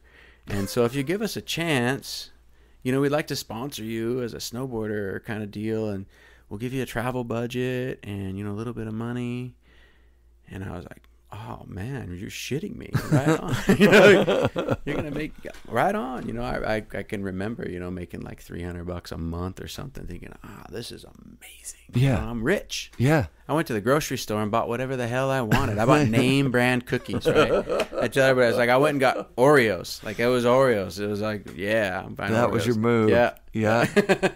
That's incredible. Yeah. So it was good. I mean, so that's kind of where that worked in. You know, Dogger was super helpful. But it ended up, and I'm glad I did. You know, I had a good relationship with those guys, and they were always super cool. And it's funny because I don't think I had to deal with much of the opposite is now true for Mervyn, is that they don't stop sponsoring snowboarders. You have to leave the team. They're never going to stop sponsoring you. Sure. Yeah. If you don't leave the team. Yeah. Yeah, I think my time came. You know, I think like there was like rails were becoming a major deal. Dudes were traveling to cities to go snowboarding instead of going to mountains to snowboard. And I was certainly not an advocate of that. I was like, I'm not interested. Wasn't your thing.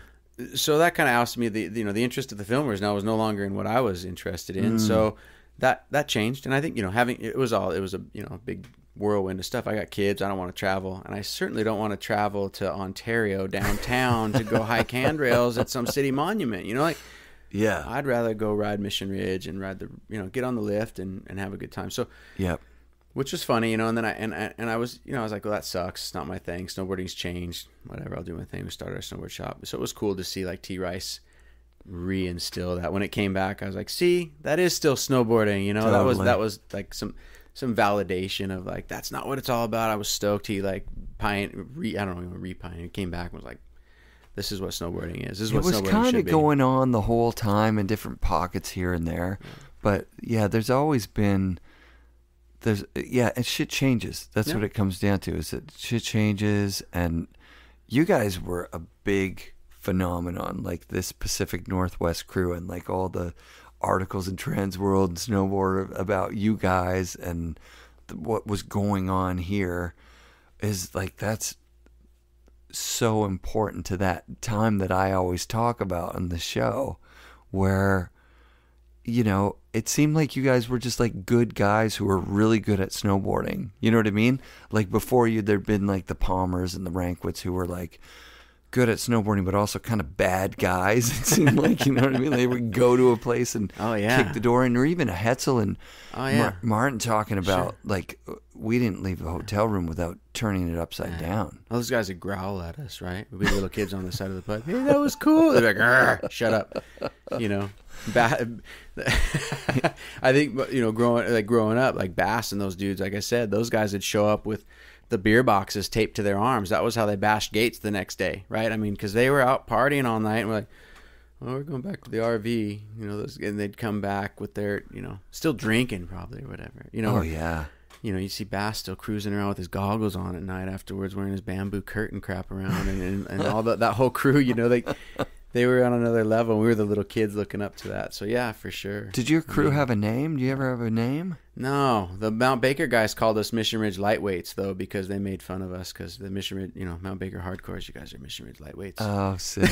Yeah. I don't think we had Clever. a crew. Yeah. But yeah. And then Bass was not MBHC. That was crazy for me. And the funny thing is, like, I remember, you know, I grew up and like I looked up to those guys, and when we were kids, Bass's half cab was epic, right? Epic. You go to Timberline's, like, half cab. Always, It was always off like the first highway hit. Yep. And so when he was doing the interview, it was like, you know, I hadn't seen Bass for 10 years maybe, and I was at Bank Slalom one year, and Mount Baker used to try to have a half pipe, you know, right? And I was standing at the top of the pipe just looking at it going, this looks like an old Northwest Series pipe from 10 years ago. And Bass rolls up. He's like, what's up, Joey? I'm like, hey, man, how's it going? So it's going good. I go, hey, you do a half cab for me off that first hit? He goes, shut up. Dropped in, sickest half cab off the first hit, you know. And I didn't see him. I haven't seen him again for years afterwards. Like, just sits with me. I'm like, that was so sick. He did a half cab for me. That's because when I was a kid, you know, you wanted to see it. Yeah, it was epic. It was epic. Bass is the man. Yeah, you guys have an amazing. First of all, you have just Mount Baker is one of the most amazing mountains ever because of the way they run it. Yeah.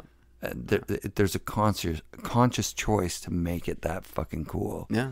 And the people there are an eclectic mix of like, holy shit, somebody might be on a snow bike. Yeah. There's going to be a family there in jeans probably. Yeah.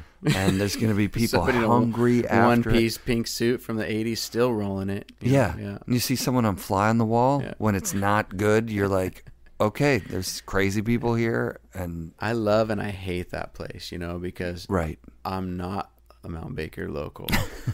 So when I go there and it's good and I got Temple as a guide, it's insanely good. It's right? so good. Because he's like, just trust me, just go. Right. I'm like, well, I can't see it'll be good. It'll be fine. Don't worry about it. You know? Yeah. It's freaking, you know, you're sailing out, hoping, you know, there's no bomb hole down below. But then I go there on my own and I'm like, help, I'm lost. Where do I go? I'm stuck somewhere. What's below me? Yeah. You know? Yeah. So the days I've got that were good with guys who know where they're going have been so epic. And then, you know, I've had other days where I'm like, yeah, I got it. And I'm like, oh shit, where am I? Yeah, well, you can get in some pretty stupid shit in there. Yeah. You know, they put up signs, imminent death, you know, giant cliff, you know, you will die if you go here. And then you see somebody go and you're like, that's the thing about Bakers. You don't know if that guy is good enough to be in there or if he's just like, doesn't give a fuck. Just dumb. And he's just dumb. Yeah. I saw somebody go in here before. Yeah, it's nuts there. Yeah. It's nuts there. All right, well, let's get the fuck out of here. We've been doing this for an hour and a half. Have we? Holy cow. Yeah. And that was sorry to bore everybody for so long. Give me a fucking break. We got to do another one for somebody to put in. We'll do another one because this is fun. Yeah, and you've got a lot of great stories, and I'm so hyped that you are who you are, man. Like you're definitely deserving the legendary status, man. Appreciate that. That's fucking awesome. Thanks for bringing it.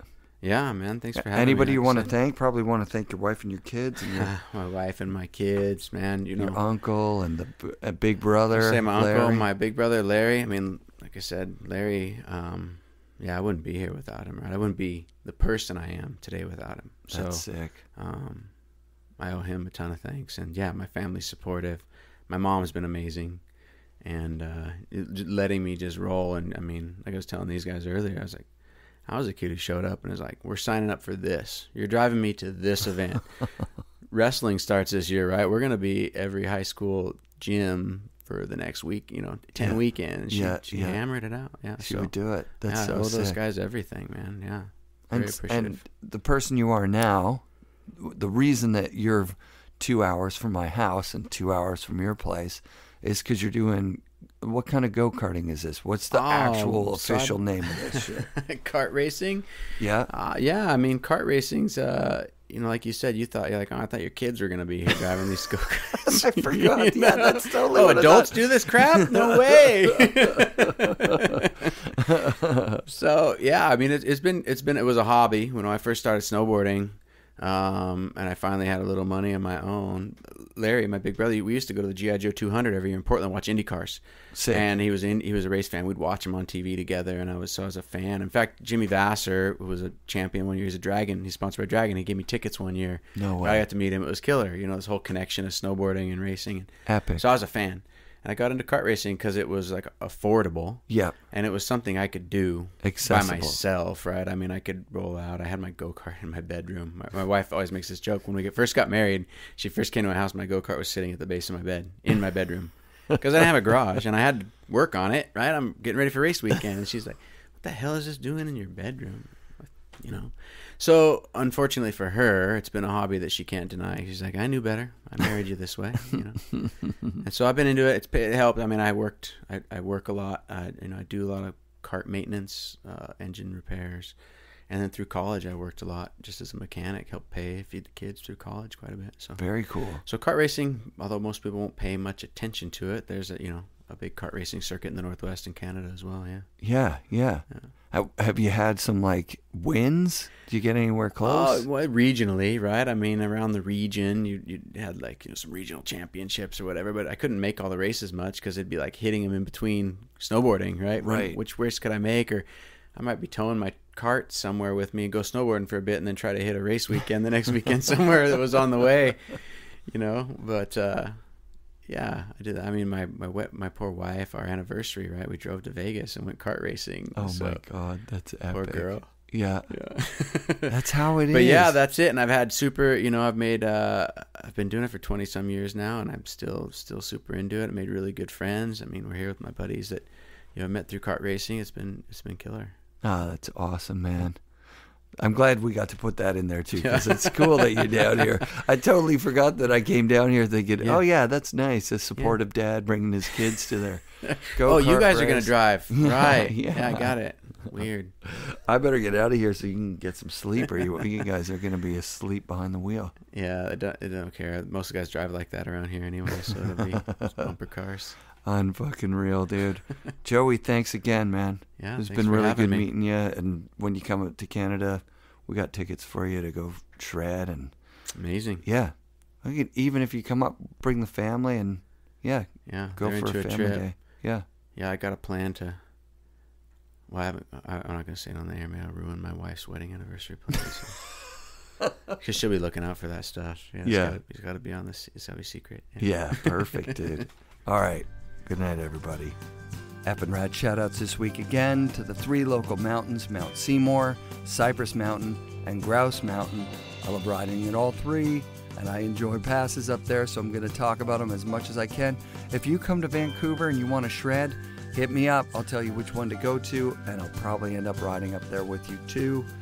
So extra special thanks to all you listeners out there. You're making this whole thing possible. Be sure to come back next week for another episode of the FNRad Snowboard Podcast, presented by Vans and brought to you by SIA Productions.